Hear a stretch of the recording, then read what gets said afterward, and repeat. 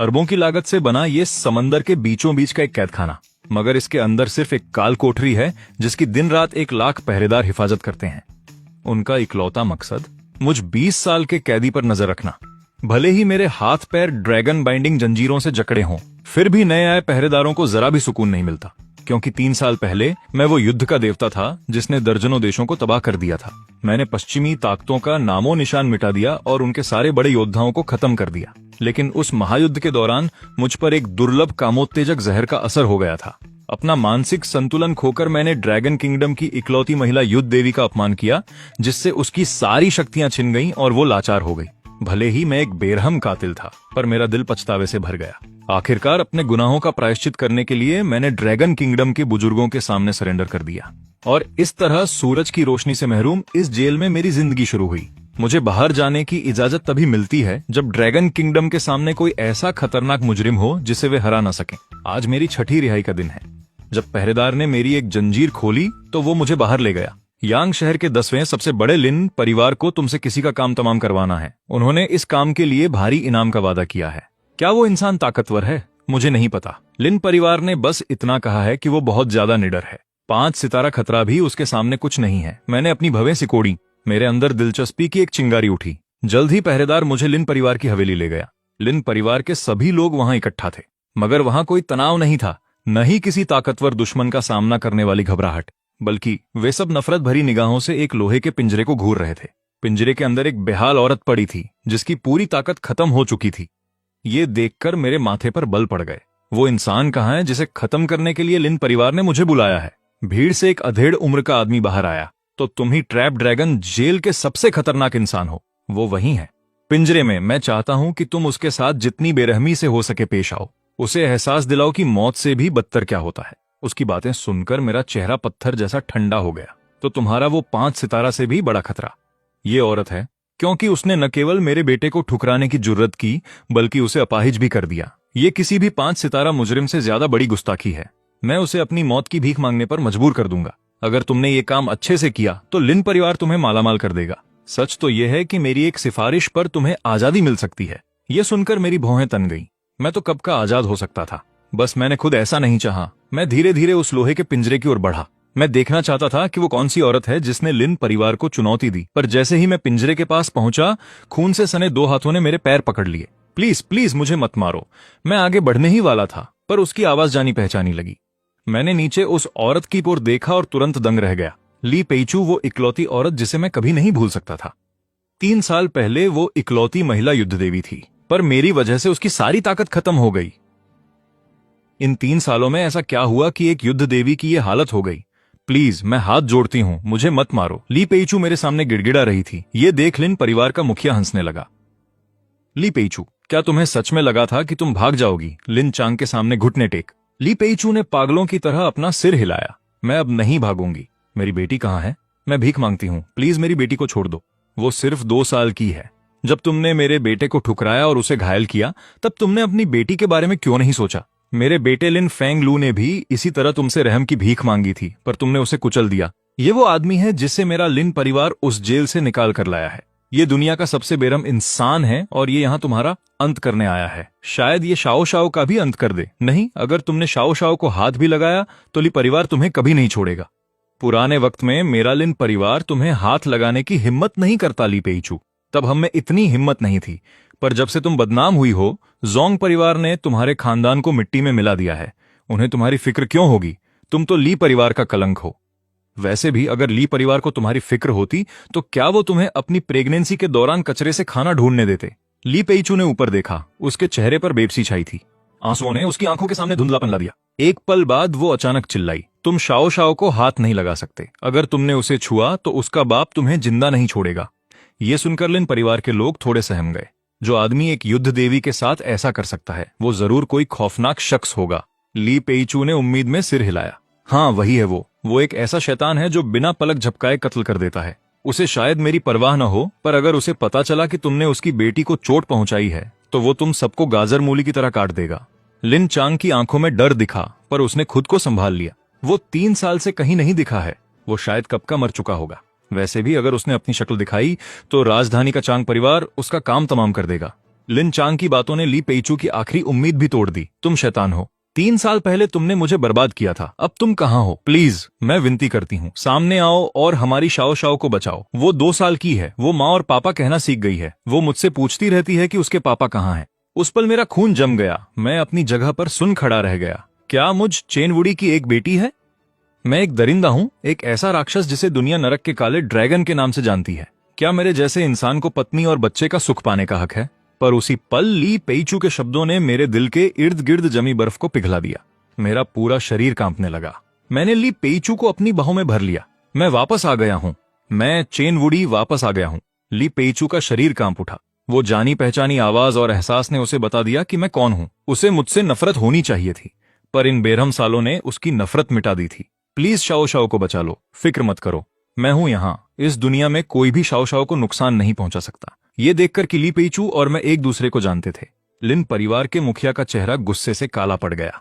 ये सब क्या हो रहा है? पर मैंने अपना सिर ऊपर उठाया और एक दहाड़ मारी। मेरे शरीर पर बची हुई ड्रैगन बाइंडिंग जंजीरें टूटकर बिखर गईं। लिन परिवार ने मेरी पत्नी और बच्ची को तकलीफ पहुंचाई है। आज मैं वो कत्लेआम मचाऊंगा कि ये पूरी हवेली नरक बन जाएगी। लिन परिवार का हर शख्स मेरे खौफनाक इरादों के नीचे कांपने लगा। लिन चांग मुझे घूर रहा था, उसका चेहरा दहशत से भर गया था। तुम्हारी ये हिम्मत? मैं चेनवुडी 20 साल से तक पश्चिम में तबाही मचाता रहा हूं। मेरे हाथों मरने वालों की तादाद अनगिनत है। तुम्हारे जैसे मामूली परिवार को तो मैं अपने पैरों तले कुचल सकता हूं, अपने दिल के डर को दबाते हुए। लिन चांग ने सिर उठाकर मुझे देखा। तुम लिन परिवार को ऐसे ही नहीं कुचल सकते। अगर तुम घुटने टेक कर माफी मांगो तो शायद मैं तुम्हें छोड़ दूं, वरना तुम्हारा ये 3 लोगों का परिवार आज ही खत्म हो जाएगा। लिन चांग की बातें सुनकर मैं अचानक हंस पड़ा। फिर मैंने उस पहरेदार की तरफ देखा जिसका चेहरा पहले ही सफेद पड़ चुका था। ये कहता है कि मैं इसके लिन परिवार को नहीं कुचल सकता। तुम्हें क्या लगता है, क्या मैं कर सकता हूं? पहरेदार का सिर चकरा रहा था। वो बेहोश होने ही वाला था। यांग शहर के इस मामूली लिन परिवार की तो बात ही छोड़ दो, राजधानी के बड़े बड़े खानदान भी इस पुराने शैतान के सामने टिक नहीं पाएंगे। लिन साहब, क्या आपने वाकई इसकी बेटी को पकड़ा है? उसे जल्दी छोड़ दीजिए, वरना इसका अंजाम बहुत बुरा होगा। लिन चांग की आंखें खून की तरह लाल थीं। उसने पहरेदार की एक बात नहीं सुनी। जिस पल इसने उस औरत को गले लगाया, ये अपनी मौत को दावत दे चुका था। मेरा हुक्म आगे भेजो। मेरे लिन परिवार के ब्लड किल गार्ड के 3 कमांडरों को बुलाओ और साथ में उनके लड़ाकों को भी। पूरे 3000 लड़ाके आने चाहिए। आज मैं भी देखता हूं कि ये मेरे लिन परिवार को कैसे कुचलता है। 3000 ब्लड किल गार्ड्स तो क्या, अगर 30,000 भी होते तो मैं चेनवुडी उन्हें कुत्तों की तरह मार डालता। लिन चांग की आंखें गुस्से से लाल हो गई थीं। उसकी मुट्ठियां बंद होते ही उसकी हड्डियां तड़कने लगीं। तभी बिजली की कड़क जैसी एक आवाज गूंजी। मैं ब्लड किल गार्ड का एक कमांडर किशा एम यहां है। लिन परिवार के सामने गुस्ताखी करने की हिम्मत किसने की? फिर एक खौफनाक और कातिलाना मिजाज वाला आदमी आगे बढ़ा। उसके पीछे 1000 खतरनाक ब्लड किलर्स चल रहे थे। उसी पल जमीन जोर जोर से कांपने लगी। तभी एक भयानक दहाड़ गूंजी। मैं ब्लड किल गार्ड का कमांडर पोजुन यहां हूं। किसकी हिम्मत हुई इतनी गुस्ताखी करने की? मैं ब्लड किल गार्ड का कमांडर टैन लॉन्ग आ गया हूं। किसकी हिम्मत हुई इतनी गुस्ताखी करने की? 3000 ब्लड किलर्स के आने से लिन चांग का खौफ और बढ़ गया। चेनवुडी, मेरे सभी 3000 ब्लड किलर्स यहां आ चुके हैं। तुम कैसे मरना चाहते हो? ली पेइचू का शरीर कांप उठा। उसकी रूह कांप गई। मैंने कभी नहीं सोचा था कि हम तीनों एक साथ मरेंगे। नहीं, हम नहीं मरेंगे। मैं 3 साल पहले भी नहीं मरा था। अब से इस दुनिया में कोई मुझे नहीं मार सकता। इतना कहकर मैंने लिन चांग की तरफ एक कदम बढ़ाया। मेरा दब्बा सब पर भारी था। 3000 काफी नहीं है। अपनी सारी ताकत और जान पहचान वालों को बुला लो। आज मैं तुम्हें दिखाऊंगा कि खून की नदियां बहने का असल मतलब क्या होता है। ठीक है, चूंकि ये तुम्हारी आखिरी इच्छा है तो मैं इसे पूरा करूंगा। ये कहते हुए उसने फोन मिलाना शुरू कर दिया। जल्द ही गाड़ियों का एक काफिला वहां पहुंचा। काले कपड़ों में सैकड़ों आदमी बाहर निकले। झाओ परिवार लिन परिवार की मदद के लिए यहां है। मां परिवार भी यहां आ गया है। जो लिन परिवार को हाथ लगाएगा वो मां परिवार से टकराएगा। एक के बाद एक यांग सिटी की बड़ी हस्तियां वहां पहुंच गईं। लिन चांग का जोश 7वें आसमान पर था। वो मुझ पर दहाड़ा। 5000 आदमी तुम्हें चटनी बनाने के लिए काफी हैं। अब बस तुम्हारी बेटी का इंतजार है, फिर तुम तीनों मिल जाना। तभी लिन परिवार के कुछ गुंडे भीड़ की तरफ एक लोहे का पिंजरा खींच कर लाए। उस पल मुझे ऐसा लगा जैसे मुझ पर बिजली गिर गई हो। मैं पिंजरे में बंद उस छोटी बच्ची को एकटक देखता रहा। दिल को झकझोर देने वाले दर्द ने मेरी आंखों में खून उतार दिया। मैंने ली पेइचू का हाथ पकड़ा और पिंजरे की ओर बढ़ने लगा, एक एक कदम बढ़ाते हुए। जब मैं पिंजरे के पास पहुंचा तो अंदर बैठी बच्ची ने अचानक रोना बंद कर दिया। वो अपनी बड़ी बड़ी आंसू भरी आंखों से मुझे बड़ी हैरानी से देखने लगी। क्या आप शाओ शाओ के पापा हैं? उस पल मेरा दिल भर आया। मैंने एक ही झटके में लोहे के पिंजरे को फाड़ दिया। फिर मैंने उस बच्ची को गोद में उठा लिया। मैं तुम्हारा पापा हूं। मैं शाओ शाओ का पापा हूं। शाओ ने अपना चेहरा मेरे सीने में छुपा लिया और फूट फूट कर रोने लगी। पापा, आप कहां थे? आपने शाओ को बचाया क्यों नहीं? उन्होंने शाओ को मारा। बहुत दर्द हो रहा है। गुस्से के मारे मेरे हाथों की नसें फटने लगी। चेन मुड़ी, अब जब तुम तीनों साथ हो तो मर सकते हो। जैसे ही उसने ये कहा, लिन परिवार के कई गुंडे मेरी तरफ बढ़ने लगे। मैंने पीछे मुड़कर एक जोरदार दहाड़ लगाई। तुरंत सबको ऐसा महसूस हुआ जैसे उनका सिर फटने वाला हो। आवाज थमने के बाद लिन परिवार के वो गुंडे जो मेरी तरफ आ रहे थे वहीं जम गए। तुम लोग वहां खड़े क्या कर रहे हो?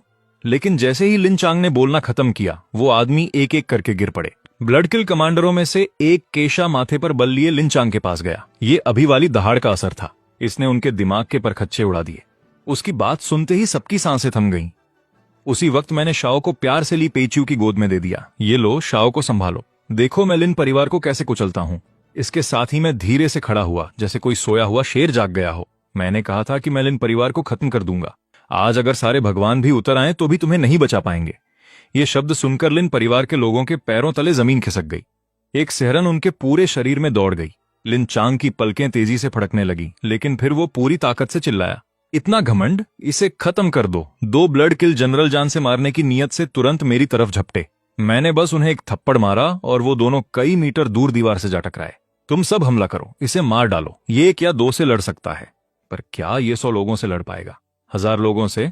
तभी 1000 ब्लड किल गार्ड्स एक काली लहर की तरह मेरी तरफ बढ़े। लेकिन मैंने एक विशाल ड्रैगन की तरह दहाड़ मारी। पलक झपकते ही सैकड़ों ब्लड किल गार्ड्स जमीन पर तड़पने लगे। ये देखकर लिन चांग का चेहरा बिल्कुल पीला पड़ गया। वो यांग सिटी के लिन परिवार के मशहूर ब्लड किल कमांडर थे। उनमें से हर कोई अपने इलाके का एक ताकतवर योद्धा था, मगर अब वे इतनी आसानी से हार गए थे। झाओ परिवार, मां परिवार, तुम किसका इंतजार कर रहे हो? फिक्र मत कीजिए मुखिया लिन, हम हमला करेंगे। पर मैंने अपनी बेटी शाओ के कान बंद किए और मुस्कुराया। मैंने जमीन पर जोर से अपना पैर पटका। मेरे सामने की जमीन बुरी तरह धंस गई। एक ही पल में यांग सिटी के बड़े परिवारों में भगदड़ मच गई। यह देखकर यांग सिटी के वो परिवार जो अभी साथ देने की कस्में खा रहे थे, ऐसे खामोश हो गए जैसे उनकी बोलती बंद कर दी गई हो। माफ करना, मुझे एक जरूरी मीटिंग में जाना है। मुझे भी, मेरी भी एक मीटिंग है। और जब लिन चांग ने यह देखा तो गुस्से से उसका चेहरा राख जैसा हो गया। लिन चांग की तरफ मेरी नजर ऐसी थी जैसे किसी मुर्दे को देख रहा हूं। तुम कैसे मरना चाहते हो? ज्यादा मत उड़ो। तुम्हें लगता है तुम मुझे मार दोगे? मेरे लिन परिवार के पीछे दूत वेई यून का हाथ है। वो जल्द ही यहां होंगे। लिन चांग की बातें सुनकर ली पेच्यू का चेहरा डर के मारे सफेद पड़ गया। तुम्हें शाओ को लेकर यहां से तुरंत निकलना होगा। वो वेई यून, मैं जानती हूं तुम उसका मुकाबला नहीं कर पाओगे। फिक्र मत करो, आज के बाद कोई भी तुम्हें कभी नुकसान नहीं पहुंचा पाएगा। तभी दूर से एक जोरदार हंसी गूंजी। कितनी जुअत है! अगर आज मैंने तुम्हें घुटनों पर लाकर माफी नहीं मंगवाई तो मेरा नाम भी वेई नहीं। ठीक उसी समय जंगी लिबास पहने एक आदमी लिन परिवार की हवेली में दाखिल हुआ। उसे देखते ही सबकी सांसें अटक गईं। ग्रैंडमास्टर वेई यून को आते देख लिन चांग किसी पालतू कुत्ते की तरह बर्ताव करने लगा। वो चापलूसी करते हुए उनकी तरफ भागा, लेकिन वेई यून ने लिन चांग की तरफ नजर उठाकर भी नहीं देखा। उसके चेहरे पर एक ठंडी मुस्कान और हिकारत थी। एक मामूली कैदी की इतनी हिम्मत! मैं तुम्हें 2 रास्ते देता हूं। पहला, घुटनों पर बैठो और अपना गुनाह कबूल करो। दूसरा, मौत। जब लिन चांग ने यह देखा तो उसकी आंखों में जीत की खुशी चमक उठी। ग्रैंड मास्टर वेई यून के आते ही तुम्हारा खेल खत्म हो गया है। बाकी सब भी यही सोच रहे थे। वेई यून एक काफी मशहूर ग्रैंड मास्टर थे। उसे रोक पाना किसी आम इंसान के बस की बात नहीं थी। मैंने ध्यान नहीं दिया उनके तानों और मजाक पर। एक पल में मैं ग्रैंड मास्टर वेई यून के सामने पहुंच गया और उसे एक जोरदार थप्पड़ रसीद कर दिया। उस थप्पड़ ने वेई यून को जमीन पर ढेर कर दिया। उस पल हर कोई हक्का बक्का रह गया। यह नामुमकिन है। ग्रैंड मास्टर वेई यून सिर्फ एक थप्पड़ में हार गए। ये कोई भ्रम होगा, ये जरूर कोई वहम होगा। एक कैदी ग्रैंड मास्टर वेई यून को कैसे हरा सकता है? लिन चांग के चेहरे की खुशी पल भर में गायब हो गई। ग्रैंड मास्टर वेई यून हार गए, ये भला कैसे हो सकता है? लेकिन मैंने बस ठंडी नजरों से लिन चांग को देखा। मैंने कहा था कि आज मैं लिन परिवार को मिटा दूंगा, चाहे सारे ग्रैंड मास्टर आ जाएं या खुद युद्ध का देवता ही क्यों ना आ जाए। तुम बचोगे नहीं। लिन चांग घुटनों के बल गिर पड़ा। उसका चेहरा मुर्दे जैसा सफेद पड़ गया था। हुजूर, मुझसे गलती हो गई। मुझे आपके परिवार को नुकसान नहीं पहुंचाना चाहिए था। मैं अपनी जान के बदले लिन परिवार की सारी जायदाद आपको देने को तैयार हूं। लिन परिवार यांग सिटी का एक बड़ा नाम है। हमारी दौलत कम से कम $1 अरब से भी ज्यादा है। ये एक बहुत बड़ी रकम है। मगर मेरी नजर सिर्फ ली पेइचू और शाओ पर थी। वो ही मेरी पत्नी और इकलौती बेटी हैं। दौलत भी इसके सामने कम है। तुम चाहे जो भी कहो, आज तुम्हारा मरना तय है। जब भीख मांगना बेकार रहा तो लिनचांग पागलों की तरह चिल्लाने लगा। ये मोदू का जांग परिवार था जिसने मुझे उन्हें सताने का हुक्म दिया था। अगर तुमने मुझे मारने की हिम्मत की तो जांग परिवार तुम्हें नहीं छोड़ेगा। वो मोदू का सबसे बड़ा खानदान है, जिनके पास अनगिनत ग्रैंड मास्टर्स और यहां तक कि एक युद्ध का देवता भी है। चिंता मत करो, वे भी जल्द ही वहां तुम्हारे साथ होंगे। इतना कहते ही मैंने अपना पैर नीचे पटका। उसके तुरंत बाद मेरी नजर वेई युन और उसके आदमियों पर पड़ी, जो चुपके से भागने की कोशिश कर रहे थे। और तुम ग्रैंड मास्टर वेई युन का चेहरा तुरंत सफेद पड़ गया। उस एक थप्पड़ ने उससे बुरी तरह घायल कर दिया था। हालांकि वो अपने साथियों की मदद से खड़ा तो हो गया, पर उसमें लड़ने की ताकत नहीं बची थी। तभी वार्डन ने घबराते हुए मुझे एक फोन थमाया। ब्लैक ड्रैगन, ये कॉल उठाओ। मैं झल्लाया। ये वही था 3 साल पहले वाला, वही आदमी जिसने मुझे कुनलुंग जेल भेजा था यानशा का। एल्डर लॉन्ग, ब्लैक ड्रैगन, रुक जाओ। तुम्हें माफ कर दिया गया है। तुम्हें अब कुनलुंग जेल वापस जाने की जरूरत नहीं है। इसके अलावा मैं चाहता हूं कि तुम यानशा के रक्षक और युद्ध के देवता बनो। नहीं, मुझे तुम्हारे साथ हुए हादसे का पता चला है। अगर तुम पहले की तरह अकेले होते तो तुम्हें इस ओहदे की जरूरत नहीं पड़ती, पर अब तुम्हारी एक औरत और बेटी है। अगर तुम अपने लिए नहीं तो कम से कम उनके बारे में तो सोचो। मैंने काफी देर तक सोचा, उस लाचारली पेजू और मासूम शाओ शाओ की तरफ देखते हुए। फिर मैंने धीमी आवाज में जवाब दिया, ठीक है। फोन काटने के बाद मेरी ठंडी नजर लिन परिवार के उन लोगों पर पड़ी जिन्होंने ली पेजू और शाओ शाओ को तंग किया था। पल भर में लिन परिवार की हवेली से दिल दहला देने वाली चीखें गूंज उठीं। कुछ ही देर बाद मैं ली पेजू को अपनी पीठ पर लादकर और शाओ शाओ को गोद में लेकर बिना पीछे मुड़े वहां से निकल गया। वहीं मोदू में जांग परिवार के घर के अंदर खानदान का मुखिया जांग हानबाओ गुस्से में दहाड़ा। क्या? यांग शहर का लिन परिवार खत्म हो गया और ये ली पेजू के उस आदमी ने किया। तब जांग और ली परिवार के रिश्ते के कुछ ही समय बाद उन्हें पता चला कि ली पेजू को किसी ने छुआ था। इस वजह से जांग परिवार की बहुत बदनामी हुई और उन्हें हर तरफ मजाक सहना पड़ा। एक बड़े खानदान के नाते जांग परिवार ने फौरन ली परिवार को दबाना शुरू कर दिया। उन्होंने ली पेजू को इसलिए जिंदा रखा था ताकि वो उसका अपमान कर सकें और बदला ले सकें, और दूसरा उस आदमी को बाहर ला सकें। जांग परिवार का वारिस जांग तियानफांग भी गुस्से से उबल रहा था। 3 साल बाद आखिरकार तुम सामने आ ही गए। उसने फौरन एक फोन मिलाया। 3 दिन बाद मेरे पिता का 60वां जन्मदिन है। मैं चाहता हूं कि तुम तोहफे के तौर पर मुझे उसका सिर ला कर दो। उसी वक्त ली पेजू के बताए रास्ते पर चलते हुए मैं वहां पहुंचा जहां वे रहते थे। पर सामने का नजारा देखकर मेरा शरीर कांपने लगा, क्योंकि वो जगह जहां ली पेजू और हमारी बेटी शाओ शाओ रहते थे वो पुल के नीचे का एक टूटा हुआ नाला था। तुम यहाँ कैसे रह सकते हो? ली पेजू ने मुझे दुख भरी नजरों से देखा। 3 साल पहले मैं तुम्हारे बच्चे की मां बनने वाली थी। जब मोदू के जांग परिवार को पता चला तो वे आगबबूला हो गए। उनके दबाव में आकर मुझे ली परिवार से बाहर निकाल दिया गया। किसी कंपनी ने मुझे नौकरी देने की हिम्मत नहीं की।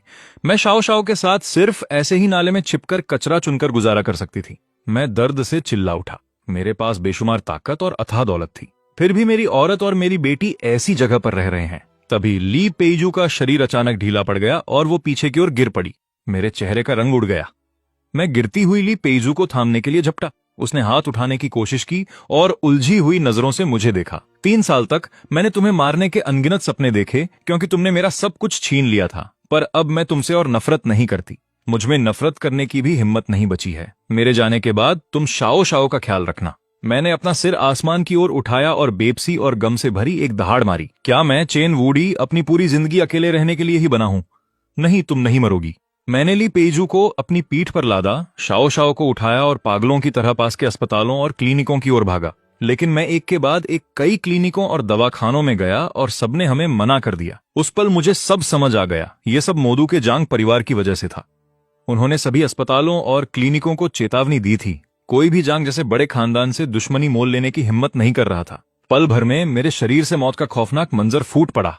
आसपास के हर इंसान का शरीर सुन्न पड़ गया। डर के मारे उनकी रूह कांप उठी। ये देखकर पास मौजूद मेडिकल स्टाफ घबरा गया। वे आनन फानन में ली पेजू को ऑपरेशन थिएटर में ले गए। कुछ देर बाद एक बूढ़ा डॉक्टर पास आया और बेबसी से आह भरी, मरीज की चोटें बहुत गहरी हैं, उन्हें कई पुरानी बीमारियां भी हैं। मुझे डर है कि उन्हें बचाना बहुत मुश्किल होगा। मैंने बर्फीली नजरों से उस बूढ़े डॉक्टर को देखा। मैं उसे ठीक कर दूंगा, चाहे इसके लिए कुछ भी करना पड़े। फिर मैंने शाओ शाओ को जमीन पर बिठाया। शाओ शाओ, तुम यही मां के पास रहो, मैं कुछ जड़ी बूटियां लेने जा रहा हूं। पापा मम्मी को जरूर ठीक कर देंगे। मैंने मुस्कुराते हुए शाओ शाओ से उंगली पकड़कर वादा किया। फिर मैं मुड़ा और तेजी से वहां से चला गया। पर जब मैं जड़ी बूटियों के कुछ बैग लेकर उत्साह के साथ अस्पताल के वार्ड में पहुंचा तो वहां ली पेजू और हमारी बेटी शाओ शाओ का कोई सुराग नहीं था। तभी कोने से एक कांपती हुई आकृति रेंगते हुए बाहर आई।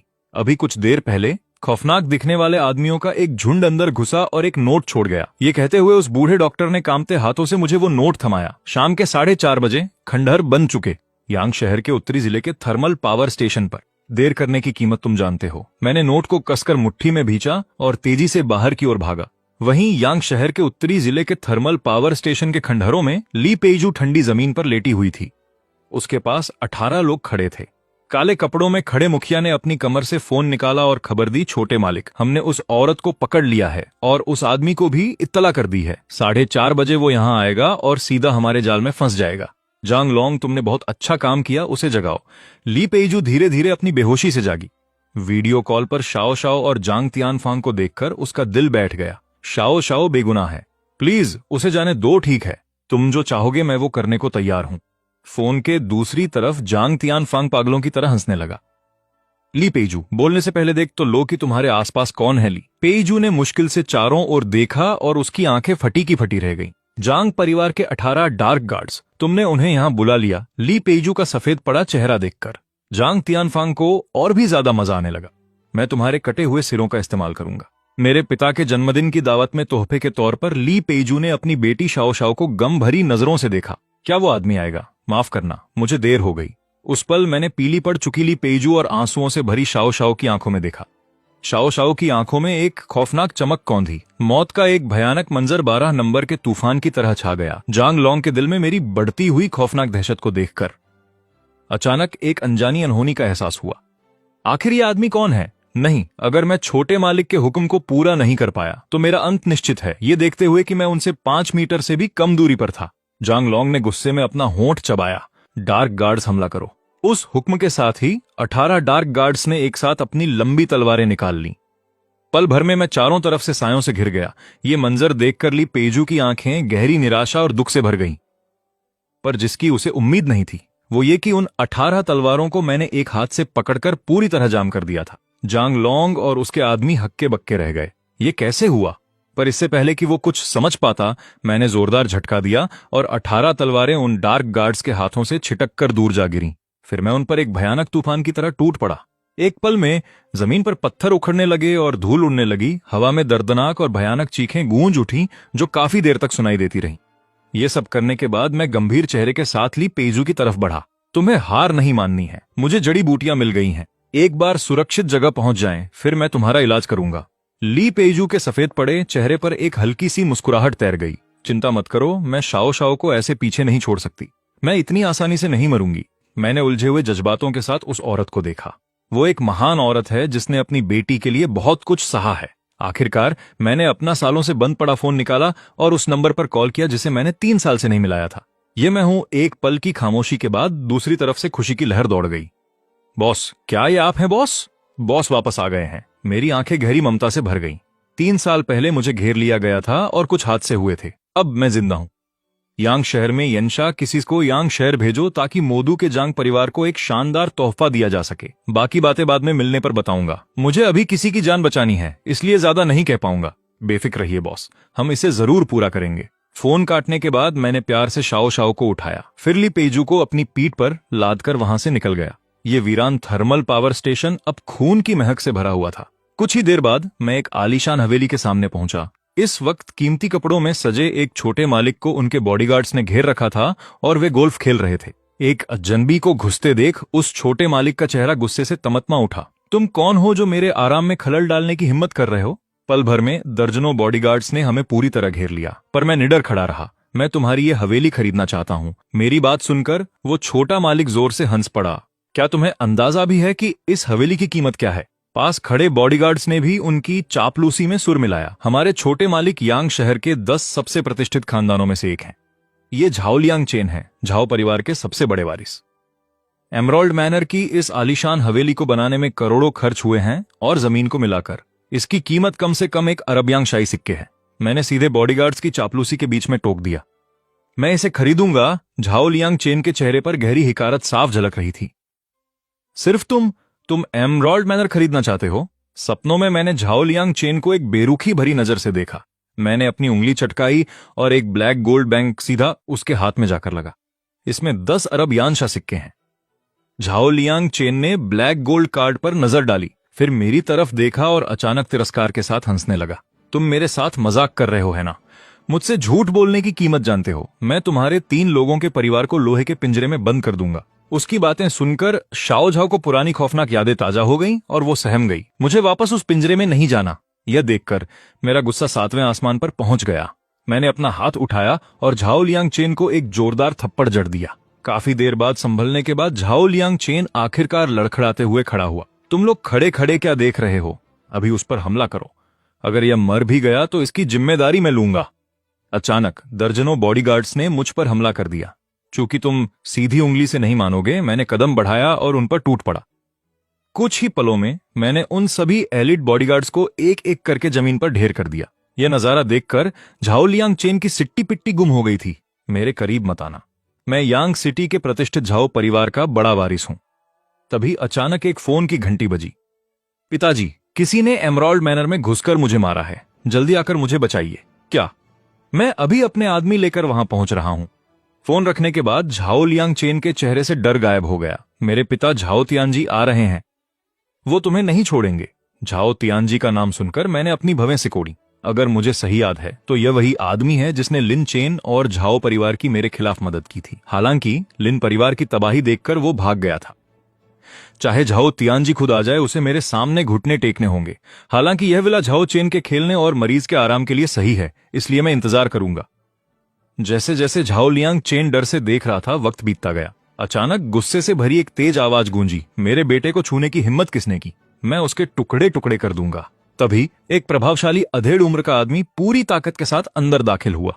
जब झाओ लियांग चेन ने उसे देखा तो वो दौड़कर उसके पास गया। पिताजी, वही है वो, आपको उसे पकड़ना होगा। झाओ तियानजी ने गुस्से में देखा, लेकिन सिर्फ एक नजर पड़ते ही उसका शरीर बुरी तरह कांपने लगा। तुरंत ही झाओ तियानजी ने झाओ लियांग चेन के दाएं गाल पर एक जोरदार तमाचा जड़ दिया।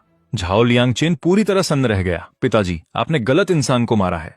मैं आपका बेटा हूं, आपको उसे मारना चाहिए था। हालांकि झाओ तियानजी का चेहरा बेहद गंभीर था। उसने दोबारा उसे थप्पड़ मारा। फिर वो तेजी से मेरे पास आया और घुटनों के बल गिर पड़ा। यह हमारे लिए गर्व की बात है कि आपने इसे पसंद किया। हम पैसे कैसे ले सकते हैं? इसे तोहफा समझकर कबूल करें। अगर आपको कुछ भी चाहिए हो तो बस हमें बता दीजिएगा। झाओ लियांग चेन और उसके पीछे खड़े बॉडीगार्ड्स सब के सब हक्के बक्के रह गए। नालायक बेटे, अभी घुटने टेको और माफी मांगो। क्या तुम भी लिन परिवार जैसा अंजाम चाहते हो? झाओ लियांग चेन को अभी अपने पिता से खबर मिली थी कि लिन परिवार को एक ही शख्स ने खत्म कर दिया है। क्या ये वही आदमी था? यह सोचते ही वो भी तुरंत घुटनों के बल गिर गया। मुझे माफ कर दीजिए, मुझसे गलती हो गई। कृपया बड़ा दिल दिखाकर मुझे माफ कर दें। मैं ये सब ठंडी नजरों से देख रहा था। फिर मैंने अपनी बेटी की ओर देखा जो उत्सुकता से झांक रही थी। मैं झाओ तियानजी की ओर देखकर धीरे से मुस्कुराया। मैं खुद मुसीबतें नहीं ढूंढता और न ही मैं बिना वजह दूसरों को परेशान करता हूं। मैंने ब्लैक गोल्ड बैंक कार्ड उठाया और झाओ तियानजी को थमा दिया। इसमें 10 अरब यांगशा डॉलर हैं। जितनी जरूरत हो ले लो, कम पड़े तो मुझसे कहना। झाओ तियानजी ने चैन की सांस ली। उसने अपने आदमी को कार्ड मशीन लाने का हुक्म दिया। उसने वहीं पर कार्ड स्वाइप किया। मैंने अपनी भवें सिकोड़ी। तुमने सिर्फ $1 ही क्यों काटा? क्या इस विला की कीमत सिर्फ $1 है? आपका यहां रहना ही हमारे झाओ परिवार के लिए बहुत बड़ा सम्मान है। अब हम चलते हैं। अगर आपको किसी भी चीज की जरूरत हो तो बेझिझक हमें आदेश दें। यह कहकर झाओ तियानजी जल्दी से उठा और अपने आदमियों को लेकर चला गया। फिर मैंने ली पेजू को उठाया और शाओ झाओ के साथ विला में गया। शाओ झाओ, अब से यही हमारा घर है। पापा, क्या यह हमारा नया घर है? क्या वाकई हमें कोई यहां से बाहर नहीं निकालेगा? मेरी आंखें नम हो गईं। मैं मुश्किल से अपने आंसू रोक पा रहा था। अब हमें किसी पुल के नीचे नहीं रहना पड़ेगा। तुम्हें यहां से कोई नहीं निकाल सकता। मेरी बात सुनकर शाओ झाओ खुशी से ली पेजू की तरफ दौड़ी। मम्मी, आपने देखा? पापा हमें एक बहुत बड़े घर में ले आए हैं। हालांकि ली पेजू पहले ही बेहोश हो चुकी थी। मम्मी, उन्हें क्या हुआ है? उनके हाथ बहुत ठंडे हैं। मैंने झुककर शाओ झाओ के नन्हे सिर को सहलाया। मम्मी बहुत थक गई हैं। वो बस सो गई हैं। जब वो जागेंगी तो सब ठीक हो जाएगा। मैंने ली पेजू को उठाया और एक साफ सुथरे कमरे में ले गया। तभी मेरे शरीर से असली ऊर्जा की लहरें निकलने लगी। आधे घंटे बाद मैंने राहत की एक हल्की सांस ली। अगर मैं कुनलोंग जेल में न होता और उस शैतानी डॉक्टर मोतियान चेंग से डॉक्टरी न सीखी होती तो शायद मैं बेबस हो जाता। अब उन्हें बस कुछ वक्त के शांत आराम की जरूरत है ताकि वो पूरी तरह ठीक हो सकें। तभी विला के बाहर से अचानक शोर सुनाई दिया। मैं जाने के लिए मुड़ा और धीरे से कमरे का दरवाजा बंद कर दिया। मैंने देखा कि आने वाला और कोई नहीं बल्कि झाओ परिवार का मुखिया झाओ तियानजी था। जमीन पर कई बेहतरीन तोहफों के डिब्बे रखे थे। मिस्टर चेन, विला में खाने पीने का सामान नहीं था और आपकी पत्नी भी चोटिल लग रही थी, इसलिए मैं कुछ कपड़े और ताकत की दवाइयां ले आया हूं। यह देखकर शाओ झाओ भी दौड़कर वहां आ गई। पापा, यह गुड़िया कितनी प्यारी है। शाओ झाओ को गुड़िया के साथ खेलते देख मैंने झाओ तियानजी की ओर गहराई से देखा। मैं इस एहसान को याद रखूंगा। मैं कुछ वक्त यांग सिटी में ही हूं। मुझे काम के लिए किसी की जरूरत है। अगर तुम चाहो। इससे पहले कि मैं बात पूरी करता, झाओ तियानजी तुरंत घुटनों पर आ गया। मैं तैयार हूं। यह आदमी बेहद ताकतवर है। यह किसी योद्धा को भी धूल चटा सकता है। इनके साथ रहकर मुझे भविष्य में और ऊंचा उठने का मौका जरूर मिलेगा।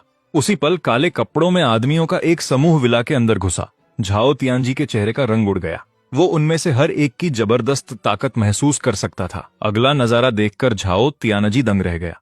उनका लीडर आगे बढ़ा और मेरे सामने घुटने टेक दिए। घोस्ट जुगई बॉस को सलाम करता है और उसके पीछे मौजूद सभी लोग एक साथ झुक गए। बालदासुरा बॉस को सलाम करता है। गॉड ऑफ फायर बॉस को सलाम करता है। भाइयों, मैं लौट आया हूं। मैं जहन्नुम का काला ड्रैगन वापस आ गया हूं। अचानक एक खौफनाक ऊर्जा आसमान की ओर उठी। उसी वक्त काले कपड़ों वाले उन आदमियों ने एक साथ गर्जना की। हम बॉस की वापसी का स्वागत करते हैं। झाओ तियानजी डर के मारे जमीन पर गिर गया, क्योंकि इनमें से हर आदमी झाओ परिवार की पूरी ताकत से भी ज्यादा ताकतवर था। भाइयों, उठो और यांग सिटी के उत्तरी जिले के उस पुराने पावर प्लांट पर जाओ। उन 18 सिरों को ढूंढो।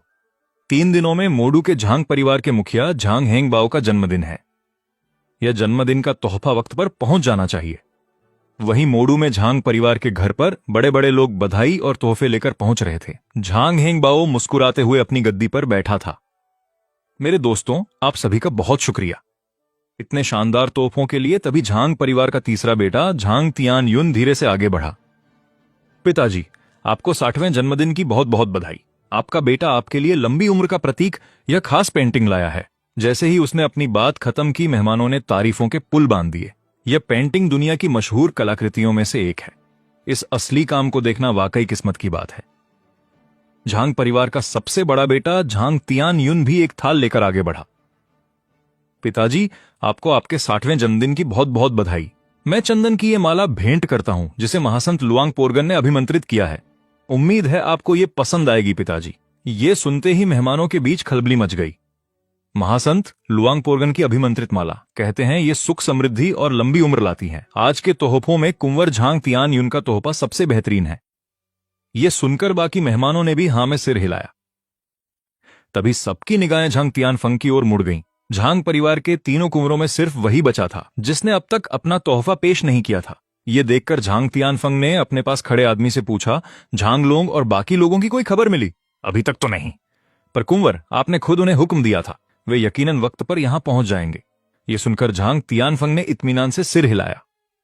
उसकी आंखों में गजब का घमंड तैर रहा था। आपका बेटा आज एक ऐसा तोहफा पेश करेगा जो सबको हैरान कर देगा। पिताजी, आपको यह बेहद पसंद आएगा।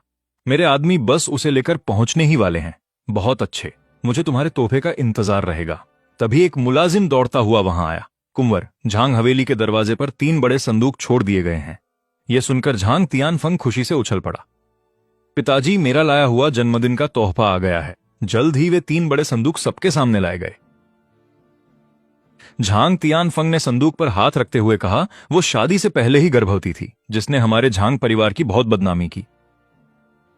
हमारी साख मिट्टी में मिल गई थी, पर आज उस मामले का हमेशा के लिए फैसला हो गया है। यह सुनकर सबके चेहरे के भाव बदल गए। झांग तियान फंग सीना तानकर खड़ा हो गया। उसने सिर उठाकर कहा, बिल्कुल सही, अंदर उस 3 लोगों के परिवार के कटे हुए सिर हैं। इतना कहकर झांग तियान फंग ने झटके से संदूक खोल दिए, मगर अगले ही पल उसके चेहरे की मुस्कुराहट गायब हो गई, क्योंकि अंदर झांग परिवार के ही 18 काले लिबास वाले रक्षकों के सिर पड़े थे। यह देखकर झांग हांग बाओ गुस्से से पागल हो उठा। बदतमीज कहीं के, क्या यही तोहफा लाए हो मेरे लिए? झांग तियान फंग फौरन अपने पिता के पैरों में गिर पड़ा। पिताजी, ये जरूर लिपेइचू के उस प्रेमी की करतूत है। उसी ने यांग शहर के लिन परिवार को तबाह किया है। यह सुनकर झांग हांग बाओ की आंखों में भयानक गुस्सा उतर आया। राजधानी के झांग परिवार की साख को कोई चुनौती नहीं दे सकता। उन्हें इसकी भारी कीमत चुकानी होगी। यह मंजर देखकर झांग हवेली में आए सभी मेहमानों की रूह कांप गई। राजधानी के सबसे बड़े परिवारों में से एक होने के नाते झांग परिवार कत्लेआम मचा सकता था। कोई कितना भी ताकतवर क्यों न हो, वो इनके गुस्से के आगे टिक नहीं पाएगा। आधे घंटे बाद ली परिवार के खास सदस्यों को पकड़कर झांग हवेली खींच लाया गया। ली परिवार के 80 साल से बड़े मुखिया लड़खड़ाते हुए खड़े हुए और बोले, झांग साहब, हमारे ली परिवार ने ऐसा क्या गुनाह किया है जो आप अपने 60वें जन्मदिन पर हमें यहां घसीट लाए? क्या ये तुम्हारी बेटी और दामाद के कारनामों का नतीजा नहीं है? मारो इन्हें, बहुत मारो। तभी वहां तमाचों की गूंज सुनाई देने लगी और वे रहम की भीख मांगने लगे। हम अभी यांग शहर जाएंगे और उन दोनों को घसीट कर यहां लाएंगे। अगर तुम उन्हें नहीं ला पाए तो तुम्हारे ली परिवार का नामो निशान मिट जाएगा। उस वक्त मैं ली पेईचू के पास ही बैठा था। 3 दिनों से वो गहरी नींद में सोई हुई थी। उसके पीले पड़ चुके चेहरे पर अब गुलाबी निखार आ गया था। ये देख मेरे चेहरे पर एक मुस्कान आ गई। मगर उसी पल लोगों का एक झुंड जबरदस्ती जेड मैनोर के अंदर घुस आया। उनमें से हर एक के चेहरे पर नफरत और गुस्सा था। मैंने उन्हें घूर कर देखा। मेरी नजरें बर्फ जैसी ठंडी थीं। कौन हो तुम लोग? यहाँ क्या काम है? उनमें से एक आदमी आगे आया और दहाड़ा, मैं ली पेईचू का पिता हूँ। तुम वही आदमी हो जिसके 7 सालों पहले उसका चक्कर था। तुम्हारी हिम्मत कैसे हुई झांग परिवार के लोगों पर हाथ उठाने की? तुम अपनी मौत को दावत दे रहे हो। चुपचाप ली पेईचू को साथ लो और झांग परिवार के पास जाकर घुटने टेक कर माफी मांगो। झांग परिवार के वारिस झांग तियानफंग के साथ रिश्ते से हमारे ली परिवार का मान बढ़ने वाला था, पर ली पेईचू शादी से पहले ही गर्भवती हो गई, जिसकी वजह से 3 साल तक हमें झांग परिवार का जुल्म सहना पड़ा। वो चाहता था कि उसकी ये बेटी बस मर जाए। पास खड़ा ली परिवार का मुखिया भी गुस्से में था। पकड़ लो इन्हें, इन्हें घसीटते हुए झांग परिवार के पास ले चलो। इतना कहते ही ली परिवार के गुर्गे मुझ पर झपटे, पर मैंने बस एक दहाड़ मारी। उस पल मेरी खौफनाक ताकत के आगे ली परिवार का हर सदस्य घुटने टेकने पर मजबूर हो गया। मैं चलकर ली परिवार के लोगों के सामने पहुंचा।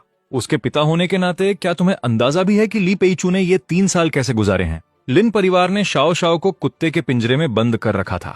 तुम्हें जरा भी फिक्र नहीं हुई कि तुम्हारी अपनी बेटी और पोती जिंदा हैं या मर गई।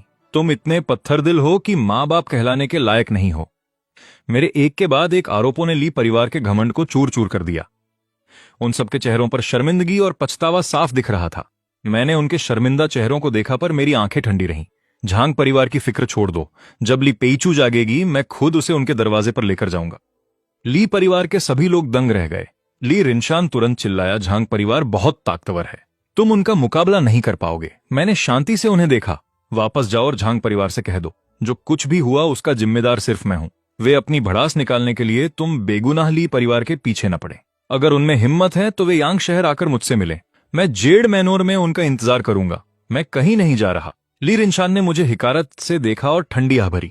झांग परिवार वाले बेवकूफ नहीं हैं। उन्हें इतनी आसानी से धोखा नहीं दिया जा सकता। पर पास खड़े मुखिया ने एक ठंडी सांस ली। चलो वापस चलते हैं। झांग परिवार के गुस्से का कोई और हल निकालेंगे।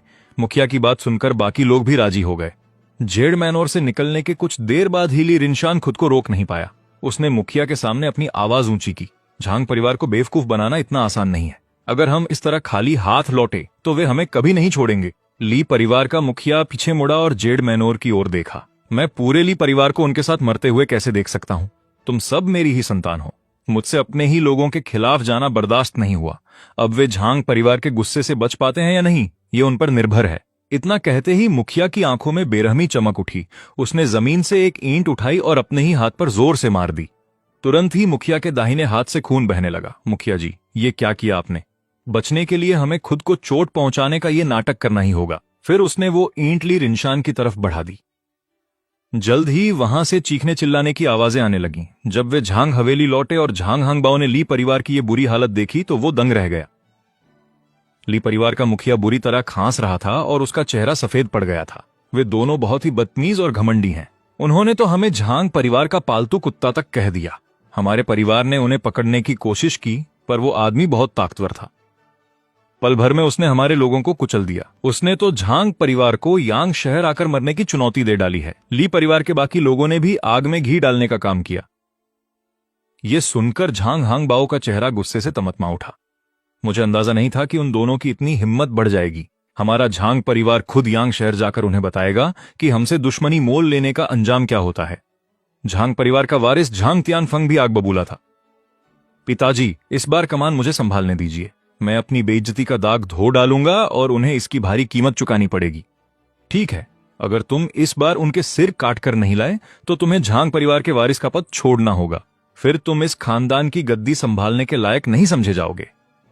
जी पिताजी, मैं झांग तियानफंग यकीनन कामयाब होकर लौटूंगा। 2 घंटे बाद राजधानी के निजी हवाई अड्डे पर ड्रैगन जैसे ताकतवर योद्धा झांग तियानफंग के पीछे चल रहे थे।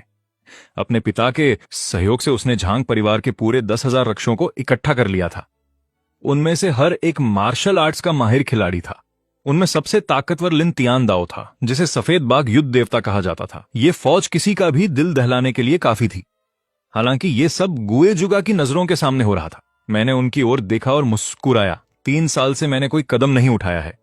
लगता है बहुत से लोग पाताल के काले ड्रैगन का खौफ भूल चुके हैं। इतना कहकर मैंने अपना फोन उठाया और एक साथ सबको ईमेल भेज दिया। उस पर बस 4 शब्द लिखे थे, काला ड्रैगन मोर्चा संभाल रहा है। जैसे ही ये ईमेल पहुंचा, खुखार काला ड्रैगन संगठन एक बार फिर से सक्रिय हो गया।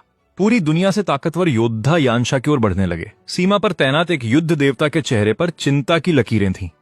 उसने तुरंत राजधानी को एक जरूरी संदेश भेजा। कातिलों का राजा, 9 उंगलियों वाला पागल भिखारी और उसके साथी यानशा में दाखिल होने वाले हैं। उन्हें रोकने की इजाजत मांगता हूं। पश्चिमी ड्रैगन और टाइगर गॉड भी यानशा पहुंचने ही वाले हैं। रोकने की इजाजत चाहता हूं। गोरियो का स्वॉर्ड्स एंड जुओ बुफान अपने 1000 योद्धाओं के साथ यानशा में दाखिल होने वाला है। रोकने की अनुमति दी जाए। ठीक उसी पल यानशा के एल्डर लॉन्ग का फोन आया। उन्हें मत रोकना, यह मेरा आदेश है। जब मैं अपने भाइयों को बुलाने के लिए ब्लैक ड्रैगन का पैगाम भेज रहा था, तभी झांग टिएनफेंग के नेतृत्व में झांग परिवार के लड़ाके जेड मैनर पहुंच गए। तभी भीड़ छंट गई और एक रास्ता बन गया। Zhang Tianfeng white tiger god of war के साथ बाहर निकला।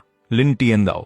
उस वक्त ली पेचू आराम कुर्सी पर सो रही थी, जबकि मैं और मेरी बेटी शाओजाओ उसके पास ऐसे खेल रहे थे जैसे वहां कोई और हो ही नहीं। ये नजारा देखकर झांग टिएनफेंग एक पल के लिए दंग रह गया। फिर उसके चेहरे पर कत्ल का जुनून सवार हो गया। चेन मूडी, आज मैं तुम्हें कुचल दूंगा। मैं तुम्हारे शरीर की 206 हड्डियां तोड़ दूंगा और तुम बेबस होकर अपनी बीवी और बेटी का तमाशा देखोगे, जब मेरी तलवार धीरे धीरे उन्हें मौत के घाट उतारेगी। झांग टिएनफेंग की इस क्रूर धमकी के बावजूद मेरा चेहरा बिल्कुल शांत था। ली पेइच्यू और शाओ जाओ को हवेली के अंदर छोड़ने के बाद मैं धीरे से बाहर आया और मेरे चेहरे पर एक हिकारत भरी मुस्कान थी। सही वक्त पर आए हो। मेरी पत्नी ली पेइच्यू को अभी ठीक होने में थोड़ा समय लगेगा। मेरे लिए मोदू जाना अभी मुमकिन नहीं था। मैंने सोचा नहीं था कि तुम सब यहां खुद मरने चले आओगे। झांग टिएनफेंग गुस्से के मारे हंसने लगा। ठीक उसी समय लोगों का एक गुड जेड मैनर में दाखिल हुआ। यांग सिटी का मशहूर झाओ परिवार यहां पहुंचा है। हम चेन मूडी के साथ जीने मरने की कसम खाते हैं। उनका नेतृत्व झाओ परिवार के मुखिया खुद कर रहे थे, झाओ टिएनजी और उनके बेटे झाओ लियांगचेन। जब झांग टिएनफेंग ने यह देखा तो वो जोर जोर से हंसने लगा। कुछ और चींटियों के आ जाने से क्या फर्क पड़ेगा? क्या तुम नहीं जानते कि अभी कुछ देर पहले ही यांग सिटी के एयरपोर्ट पर मैंने वहां के 8 बड़े परिवारों को मौत के घाट उतार दिया है। जैसे वे कोई गाजर मूली हो, उन्हें मैंने बड़ी आसानी से कुचल दिया। चाहे ताकत हो या तादाद, तुम लोग मोदू के झांग परिवार का मुकाबला कभी नहीं कर सकते। मगर मैं अचानक हंसने लगा। अच्छा ऐसा है क्या?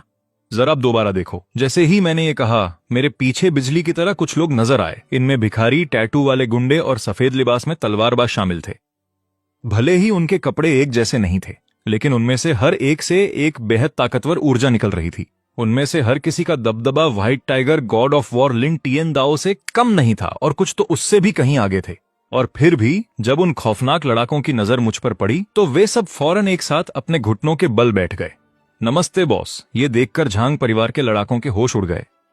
White tiger god of war Lin Tiandao तो और भी ज्यादा हैरान था। 9 उंगलियों वाला पागल भिखारी, तो तुम यहां हो। ये दक्षिण पूर्व एशिया का सबसे खौफनाक और मगरूर हत्यारा है, और अब वो घमंडी पागल भिखारी चेन मूडी के सामने झुका हुआ है, जो अभी जेल से छूट कर आया है। उसके बगल में खड़े सफेद कपड़ों वाले तलवारबाज को देखकर लिन टिएनदाओ की सांसें थम गईं। स्वॉर्ड्स एंड जुओ बुफान, तुम तो गोरियों के सबसे ताकतवर इंसान हो। स्वॉर्ड्स एंड जुओ बुफान को देखकर लिन टिएनदाओ पूरी तरह दंग रह गया। उसने खौफ भरी नजरों से मेरी ओर देखा। आखिर तुम हो कौन? लिन टिएनदाओ के कांपते हुए सवाल को सुनकर मेरे होठों पर एक ठंडी मुस्कान आ गई। क्या तुमने कभी हेल ब्लैक ड्रैगन के बारे में सुना है? ये शब्द सुनते ही लिन टिएनदाओ बुरी तरह डर गया और उसकी ये हालत देखकर झांग टिएनफेंग के माथे पर बल पड़ गए।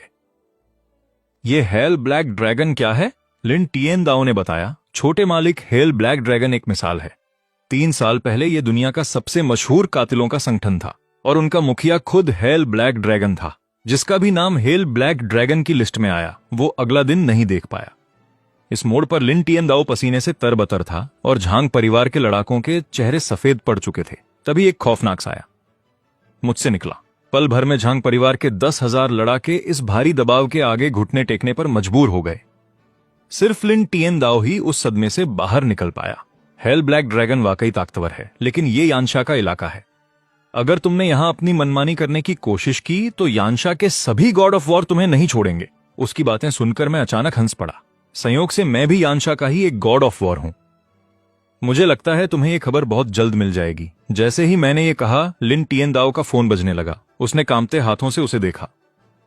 ये यानशा के सबसे ऊंचे दर्जे के प्रोटेक्टर गॉड ऑफ वॉर का पैगाम था। नामुमकिन, ये बिल्कुल नामुमकिन है। मगर वो पैगाम भेजने वाला कोई और नहीं बल्कि एल्डर लॉन्ग थे। ये देखते ही लिन टिएन दाओ जमीन पर गिर पड़ा और झांग टिएन फेंग, जो पहले से ही खौफ में था, वो पूरी तरह कांप उठा। बिना सोचे समझे वो वहां से भाग खड़ा हुआ। लिन टिएन दाओ ने उन्हें रोक लिया। लिन टिएन दाओ के चेहरे पर गहरा दुख था। वो मोदू के झांग परिवार का एहसानमंद था और उन्हें ऐसे अकेला नहीं छोड़ सकता था। मैंने झांग टिएन फेंग को भागते हुए देखा और मुस्कुराया। हेल ब्लैक ड्रैगन, उसे अभी खत्म करो। फौरन तेज लहरों की तरह वार होने लगे। जैसे ही झांग परिवार के आखिरी ग्रैंड मास्टर का सिर धड़ से अलग हुआ, मोदू के झांग परिवार के 10,000 लड़ाकों का नामो निशान मिट गया। अब सिर्फ झांग टिएन फेंग, जो ज्यादा दूर नहीं भाग पाया था, और लिन टिएन दाओ ही जिंदा बचे थे। मेरी नजर लिन टिएन दाओ की तरफ मुड़ी। मैंने नरमी से कहा, तुम जा सकते हो, लेकिन झांग टिएन फेंग को तो मरना ही होगा। यह सुनते ही झांग टिएन फेंग पागलों की तरह चीखने चिल्लाने लगा। लिन टिएन दाओ, भूलना मत कि मोदू का झांग परिवार तुम्हारा अपना है, और वो एहसान जो तुम पर है, क्या हमारे बिना तुम कभी white tiger god of war बन पाते? अगर तुम नहीं गए तो तुम भी इसके साथ मारे जाओगे। ये सुनकर लिन टिएन दाओ कांप उठा और वो हार मानकर वहां से चला गया। ये देखकर झांग टिएन फेंग घुटनों पर आ गया। मुझे छोड़ दो, मैं मोदू के झांग परिवार का वारिस हूं। क्या तुम लोग पैसे के लिए खून नहीं करते? मैं तुम्हें 10 अरब की रकम दे सकता हूं। 3 साल पहले की बात है। ली पेइचू, जो उस वक्त मां बनने वाली थी, कूड़ा बेचकर कमाए पैसों से एक बन खरीदना चाहती थी, लेकिन तुमने उसके पीछे अपने गुंडे लगा दिए। तुमने हर दुकान वाले को उसे कुछ भी बेचने से मना कर दिया, और आखिर में उसके सामने ही तुमने जमीन पर खाना फेंका और उसे अपने पैरों से कुचल दिया।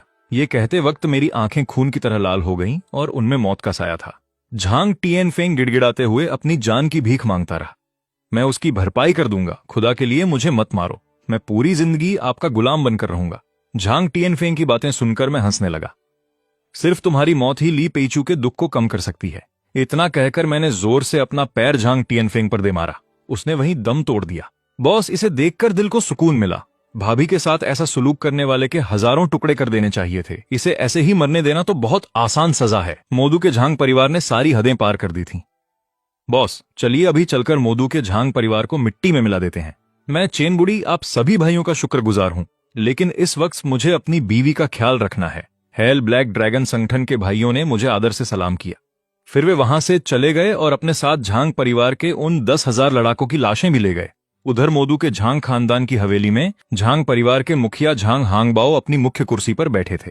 उनके माथे पर हल्की सी चिंता थी। क्या चेन फेंग और लिन टिएन दाओ की अब तक कोई खबर नहीं मिली? आप फिक्र मत कीजिए हुजूर, छोटा मालिक जरूर उन तीनों के सिर काट कर लाएगा। यह सुनकर झांग हांगबाओ को थोड़ा सुकून मिला। झांग खानदान का वारिस होने के नाते उसने बहुत तालीम ली है, फिर भी वो बहुत जज्बाती है। ऐसे वक्त में वो खबर भेजना ही भूल गया। तभी तेज कदमों की आवाज झांग हांगबाओ के कानों में पड़ी। मुखिया जी, god of war Lin TN Dao वापस आ गए हैं। उसे अंदर आने दो। आखिर उस लड़के को खबर भेजने का ख्याल आ ही गया। अगले ही पल white tiger god of war Lin TN Dao लड़खड़ाते हुए अंदर आया। उसे इस हाल में देखकर सब दंग रह गए। झांग हांगबाओ का दिल जोर से धड़कने लगा और उसे किसी अनहोनी का एहसास हुआ। लिन टिएन दाओ, क्या हुआ? टिएन फेंग कहाँ है? मुखिया जी, छोटे मालिक झांग टिएन फेंग अब नहीं रहे। मोदू के झांग परिवार के वे 10,000 लड़ाके भी मारे गए। ये भला कैसे मुमकिन है? लिन टिएन दाओ, तुम जरूर मजाक कर रहे हो। मोदू के झांग परिवार के 10,000 योद्धा, वे इतनी आसानी से कैसे खत्म हो सकते हैं? वो तो महज एक कैदी है, उसमें इतनी ताकत हो ही नहीं सकती। झांग हांगबाओ की आंखों के सामने अंधेरा छा गया और वो बेहोश होते होते बचा। जल्दी बताओ, ये किसने किया? ये सब चेन मूडी ने किया है। वो न सिर्फ हेल ब्लैक ड्रैगन का सरगना है, बल्कि वो यानशा का प्रोटेक्टर गॉड ऑफ वॉर भी है। वो इस दुनिया के सबसे ताकतवर लोगों में से एक है। हम उसका मुकाबला कभी नहीं कर सकते थे। छोटे मालिक, उस शैतान ने उनके शरीर की एक एक हड्डी तोड़ दी। वो आधे घंटे तक तड़पते रहे और फिर दम तोड़ दिया। लिन टिएन दाओ की बातें सुनकर झांग हांगबाओ पर जैसे दुखों का पहाड़ टूट पड़ा। चेन मुड़ी, मैं तुझे मार डालूंगा, चाहे तू पाताल का शैतान ही क्यों ना हो। मैं अपने बेटे की मौत का बदला जरूर लूंगा। कुछ देर सोचने के बाद झांग हांगबाओ ने अपने गले से आधा पेंडेंट उतारा। टिएनदाओ, ये आधा पेंडेंट लो और उत्तरी तटीय शहर जाकर हेशा को ढूंढो। हेशा का नाम सुनते ही लिन टिएनदाओ का पूरा शरीर कांप उठा। जांग हानबाओ के पागलपन को देख वो लॉकेट लेकर तेजी से निकला। लिन तियानदाओ के जाने के बाद उसने खुद को संभाला। तियानफांग की मौत। यांग शहर के जांग लड़ाकों के खात्मे की बात गुप्त रहनी चाहिए, पर हॉल के बाहर खड़े एक सेवक की आंखों में अजीब चमक थी। जल्द ही वो सेवक छिपकर ली परिवार के घर पहुंच गया। ये खबर सुनकर ली परिवार के सभी सदस्य दंग रह गए और खौफ से भर गए। यांग शहर जैसी छोटी जगह पर भला ऐसी कौन सी ताकत है जो खात्मा कर सके? इतने सारे ताकतवर लड़ाकों का क्या इसका चेन वुडी से नाता है? भाई, तुम्हारे निकम्मे दामाद में इतनी काबिलियत कहां? मुखिया ने गद्दी से उठते हुए कहा। हमारे जासूस ने ज्यादा तो नहीं सुना, पर लगता है कि उनकी हार का नाता उस रक्षक योद्धा से है जो यांग शहर में गुमनामी में रह रहा है। उसके आने से ही वे हारे। पल भर में ली परिवार के सदस्यों को सब समझ आ गया। मुखिया जी, क्यों ना हम उस योद्धा से दोस्ती करें? अगर हमें उसका साथ मिल गया तो शायद हमें जांग परिवार का जुल्म नहीं सहना पड़ेगा। सही कहा, हमारे परिवार की किस्मत इस बात पर टिकी है कि हम उस योद्धा को अपना दोस्त बना पाते हैं या नहीं। मैं ये जिम्मेदारी तुम्हें और ली रेंशिन को सौंपता हूं। यह सुनकर ली रेंशिन ने उसे ठंडी नजरों से देखा और उसके मन में एक अजीब सी खुशी जाग उठी। अगर ली पेजू ने यह सब न किया होता तो ली परिवार का अगला मुखिया यकीनन ली रेंशिन ही होता, पर अब हालात बदल चुके हैं। यह सोचकर उसने अपनी बेटी ली चिंग चिंग से कहा, जब तुम उस रक्षक योद्धा से मिलो तो उसके करीब जाना। अगर वो कुंवारा है तो तुम जानती हो क्या करना है। चिंता मत कीजिए पिताजी, मेरी खूबसूरती के आगे क्या फर्क पड़ता है अगर वो रक्षक पहले से शादीशुदा भी है। जल्द ही ली रेंशिन ने जानकारी जुटाने के लिए सैकड़ों आदमी भेज दिए, पर कई दिनों के बाद भी उस रक्षक योद्धा का कहीं कोई सुराग नहीं मिला। तुम सैकड़ों लोग उत्तरी जिले को घेरे हुए हो, कोना कोना छान मार रहे हो, फिर भी उस रक्षक योद्धा की कोई खबर नहीं मिली। अगर तुम उसे नहीं ढूंढ पाए तो वापस मत आना। यह देखकर ली रेंशिन ने एक ठंडी आह भरी। जब तक हमें उस रक्षक योद्धा का पता नहीं चलता तब तक मैं ली पेजू और उसकी बेटी से मिलना चाहता हूं। यह सुनकर ली चिंग चिंग की आंखों में एक मजाक उड़ाने वाली चमक आ गई। मैं भी अपनी उस प्यारी बहन और उसके उस निकम्मे पति को देखना चाहूंगी। जल्द ही वे सब मेरे घर पहुंच गए। शोर सुनकर मैं अपनी बेटी शाओ शाओ के साथ बाहर आया। ये तुम्हारे नाना, परनाना और मौसी हैं। शाओ शाओ ने खुशी से उनका स्वागत किया, पर ली रेंशिन के चेहरे पर सख्ती थी और वो खामोश रहा। जहां तक ली रेंशिन और ली चिंग चिंग की बात है, उन्होंने शाओ शाओ की तरफ देखा तक नहीं। पापा, क्या वे शाओ शाओ को पसंद नहीं करते? ये देखकर मेरा चेहरा गुस्से से उतर गया। जीजा जी, कहीं आप यहां चौकीदार तो नहीं हैं? ये मालिक कितने दयालु हैं जो एक पूर्व कैदी को काम दे दिया। ये मेरा घर है जहां मैं पेजू और शाओ शाओ के साथ रहता हूं। मेरी बात सुनते ही ली चिंग चिंग की मुस्कुराहट उसके चेहरे पर ही जम गई। ली रेंशिन का चेहरा पीला पड़ गया और उसने कड़क कर पूछा, इतनी आलीशान हवेली खरीदने के लिए तुम्हारे पास पैसा कहां से आया? तुम तो अभी जेल से छूटे हुए एक मामूली कैदी हो। ये यकीनन ली पेजू का पैसा होगा। जब वो यानशा की रक्षक योद्धा थी तब बहुत सा कारोबार उसी के पास था। उसने जरूर पैसों में हेराफेरी की होगी और ली परिवार की दौलत चुराई होगी। अगर ली पेजू के पास पैसा होता तो वो और शाओ शाओ इतनी गरीबी और लाचारी में क्यों जीते? अगर तुम ली पेजू और शाओ शाओ के रिश्तेदार न होते तो मैंने तुम्हें बहुत पहले ही कुचल दिया होता। अगर ली पेजू शादी से पहले मां ना बनती तो हमें इतना जुल्म न सहना पड़ता। यह सब तुम्हारी और ली पेजू की वजह से है। ली परिवार के इन इल्जामों को सुनकर मेरे मन का गुस्सा और नफरत अचानक शांत हो गई। अगर उस दिन मुझे जहर न दिया जाता और मैंने ली पेजू के साथ वो सब न किया होता तो ये कभी नहीं होता। ये हवेली अब ली परिवार की हुई, इसे नुकसान का हर्जाना समझो। अब तुम तीनों यहां से दफा हो जाओ। ठीक है, ये एमरॉल्ड मैनर मैं ली परिवार को हर्जाने में देता हूं। अब से हमारा एक दूसरे से कोई रिश्ता नहीं है। बोलने के बाद मैं कमरे से ली पेजू को उठा लाया और शाओ शाओ के साथ वहां से बाहर निकल गया। पर तभी पीछे से अचानक एक आवाज आई, रुको, चूंकि तुम यांग शहर में हो, क्या तुम्हें रक्षक योद्धा की कोई खबर है? तुम उसे क्यों ढूंढ रहे हो? अगर उसने जांग परिवार का खात्मा न किया होता तो तुम तीनों कब के मारे जा चुके होते। शायद हमारे लिए परिवार का भी तुम्हारे साथ अंत हो जाता। मैं ही वो रक्षक योद्धा हूं। पल भर में वहां सन्नाटा छा गया, पर थोड़ी देर बाद वहां हंसी फूट पड़ी। खासकर ली चिंग चिंग के चेहरे पर नफरत और हिकारत साफ दिख रही थी। देश का रक्षक एक महान और जांबाज इंसान है। वो तुम्हारे जैसा कैसे हो सकता है? अब दफा हो जाओ यहां से और अपनी शक्ल दोबारा मत दिखाना। तभी झाओ परिवार का मुखिया झाओ तियानजी वहां पहुंचा। सब जानने के बाद झाओ तियानजी हैरान रह गया। जल्दी मिस्टर चेन से माफी मांगो। क्या तुम्हें पता भी है किससे बात कर रहे हो? ली रैंडे ने नफरत से सांस भरी। वो जेल से छूटा हुआ एक मामूली मुजरिम ही तो है। मास्टर झाओ, इसके बहकावे में ना आए। मैंने बिना किसी सफाई के उन्हें शांति से देखा और एमराल्ड मैनर से बाहर निकल गया। झाओ तियानजी गुस्से से उबल रहा था। उस उसनेली परिवार को ठंडी नजरों से देखा। तुम सब कुएं के मेंढक के सिवा कुछ नहीं हो। एक दिन तुम्हें अपने किए पर बहुत पछतावा होगा। झाओ तियानजी ने ली परिवार को नजरअंदाज किया और मेरे पीछे भागा। मिस्टर चेन, मुझे आपके लिए एक शांत जगह ढूंढने दे।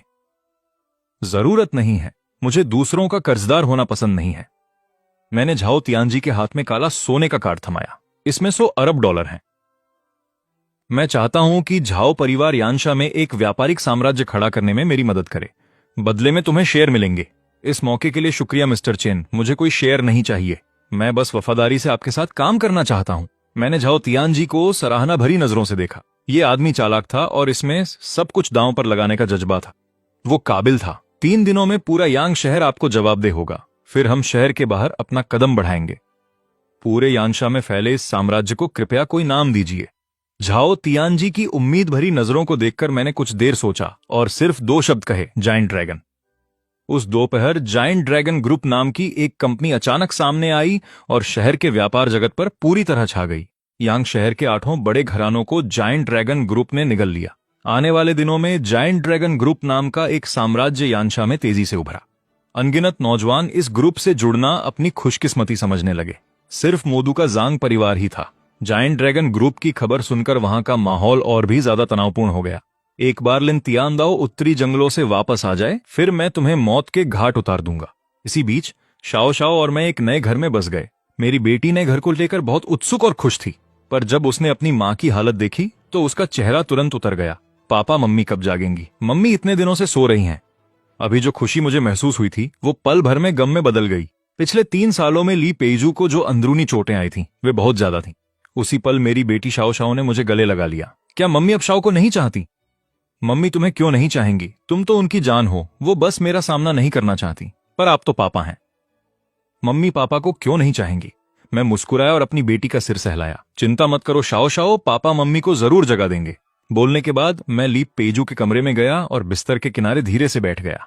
3 साल पहले मुझे मारने के लिए हजारों उस्ताद और रक्षक योद्धा भेजे गए थे। आखिरकार मुझ पर दर्जनों जहरों का असर हुआ, जिसमें एक खौफनाक नशीली दवा भी शामिल थी। उसने मेरे खून में आग लगा दी थी। मुझे पूरा यकीन था कि मैं मरने वाला हूं, इसलिए मैं अपनी मातृभूमि में दम तोड़ने के लिए यानशा लौट आया। पर जैसे ही जहर चढ़ा, मेरी मुलाकात तुमसे हुई और आखिर में मेरा खुद पर काबू नहीं रहा। मैं जानता हूं कि मैं कितना बड़ा शैतान बन गया था। मेरे शरीर का कुछ जहर तुम्हारे अंदर चला गया, जिसकी वजह से तुमने अपनी योद्धा होने की शक्तियां खो दी। वो वाकया मेरी जिंदगी का पहला ऐसा काम है जिसने मेरे जमीर पर बोझ डाल दिया है। मैं जानता हूं माफी का कोई मतलब नहीं है, पर उम्मीद है कि तुम मुझे अपना और शाओ का ख्याल रखने का मौका दोगी। शाओ वाकई एक बहुत अच्छी और समझदार बच्ची है। वो तुम्हारे लिए बहुत परेशान है। शाओ अपनी मां के बिना नहीं रह सकती। मेरे बोलते ही सोती हुई ली पेइजू की आंखों से आंसू बहने लगे। पापा देखिए, मम्मी रो रही हैं। मेरा चेहरा खुशी से खिल उठा। मैंने तुरंत मुड़कर देखा। मैंने देखा कि ली पेइजू धीरे धीरे अपनी आंखें खोल रही थी। वो सब पुरानी बातें हैं। अब से हम तीनों एक खुशहाल परिवार की तरह रहेंगे। उस पल ली पेइजू ने सारी कड़वाहट भुला दी। जब मैं ठीक हो जाऊंगी तब हम अपनी शादी का कागज बनवा लेंगे। ये शब्द सुनकर मेरा पूरा शरीर कांप उठा। मैं जिसने अनगिनत लोगों को मारा था, उस पल एक अजीब सी घबराहट महसूस कर रहा था। कुछ ही देर बाद मैंने ली पेइजू के नाजुक शरीर को अपनी बाहों में कस लिया। हाँ, हम शादी करेंगे। जैसे ही मैंने उसे गले लगाया, उसके खूबसूरत चेहरे पर लाली छा गई। शायद ये सब उतना बुरा भी नहीं है।